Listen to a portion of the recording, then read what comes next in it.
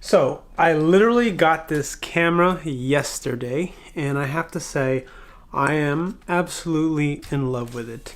It is the Lumix LX10, or if you're not in the United States, it's LX15.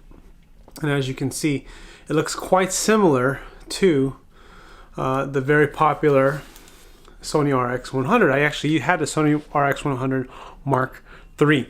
Now I'm making this video because I'm guessing that you are probably deciding whether or not you want to purchase this camera. And I'm telling you that for the most part, you cannot go wrong if you buy this camera. Right now, I'm kind of in the honeymoon phase, but it is great. Probably one of the cool features about this, just a little cool stuff about it, is that you're able, the way this flips up is that it's connected by a magnet back here. So you can see how, so it feels really sturdy. It feels really solid. I felt like the RX100 Mark III, or I guess a 3, 4, and just the 3 is the one I used, felt a little, I won't say, it just didn't seem right. It seemed clunky. I won't say cheap, just clunky. Now, some first impressions I want to kind of tell you about is it feels solid in the hand. It's maybe just a smidge bigger than the Mark III. One thing that's really nice is the 1.4. There is a difference in low light situations, and I've been able to notice it, which I really like. Some other things that you're probably thinking about is the cost. Now, this is some people like to compare this to the Mark V, the RX100 Mark V. The problem is the Mark V is $950, probably about $1,000 bucks, whereas this is $700. So that's almost a $300 difference. So you can't really, you can try to compare those two, because I was thinking about getting the Mark V, but the problem is that it's a different price range. So it's really more comparison to the Mark III or maybe the Mark IV. And the one thing that I noticed, one of the things that I think that, I mean, everyone's looking for a perfect camera, right? And or the perfect compact, best price for the bang for the buck. And one of my biggest things was having this flip up selfie screen.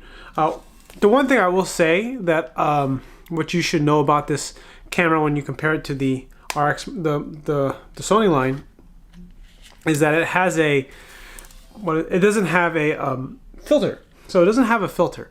So it doesn't have the ND filter, which is nice. You get you get to go all the way, you get to stop down, you get to, I guess, stop up or stop down.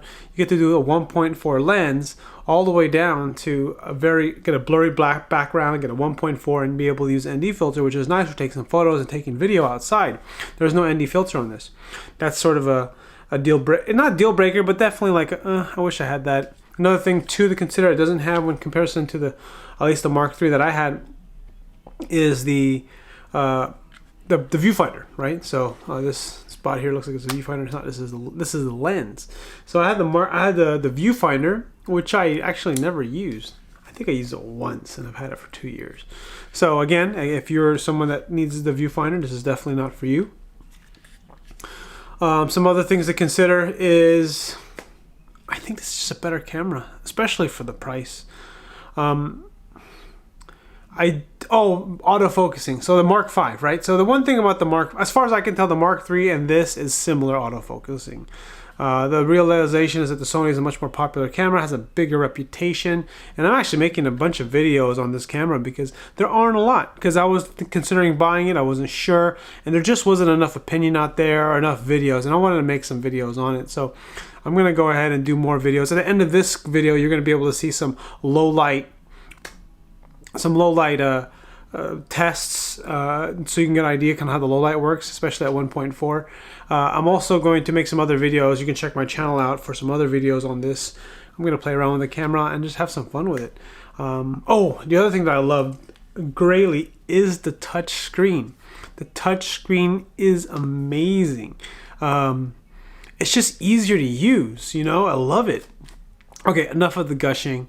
Take a look at the sample footage. Tell me what you think. If you have a question about it, leave a comment below. I'll do my best to answer. And if it's a really good question, I'll make a video for you on my channel because it's kind of cool when I interact with people, because you are a camera geek. If you're 5 minutes into this video and you are still watching this video, it's because you are thinking about buying a near $1,000 camera.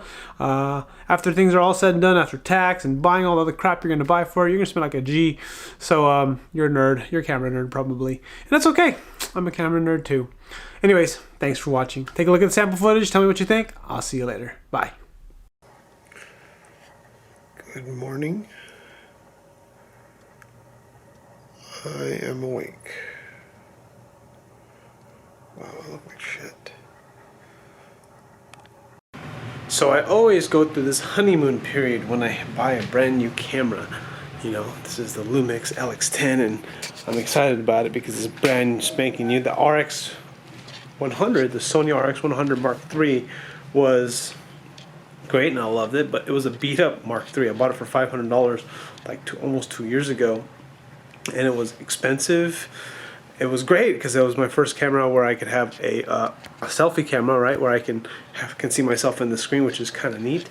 But anyways, my point is I'm going through this video to show you the low light capabilities, and you can get an idea of kind of how much noise there is. I'm at 1.4 right now. The problem with being at 1.4 is going to have trouble focusing, especially in low light. And you're going to see me go in and out of focus. But it doesn't seem to be doing too bad, I can tell. Anyways. Alright, I sold something on eBay. I got to wrap it up. Alright, I'm going to do some more videos in a moment. And now I'm outside under perfect lighting conditions at 1.4. Now, don't know exactly how this is going to work because I should be overexposed because of the how bright it is out here. It's actually, this is perfect lighting conditions. But you can kind of see how I get a good, nice, blurry background. I get a really sharp image. Let's go change the aperture here to, I'm going to change it right now. So right now I'm at 1.4. You can see how blurred. Let's get something further behind me like this hill, right? So I got this hill here, and then I'm going to see how blurry it is. I'm at 1.4. I'm going to go ahead and put it at 5.6. And there you go. Now you can see how much more clear it is behind me.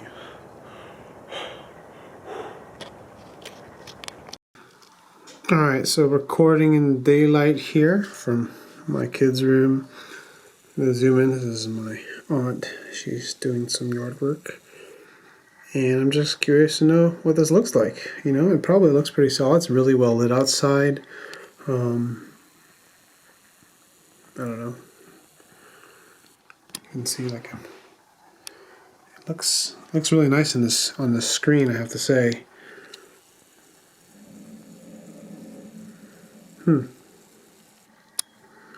don't know.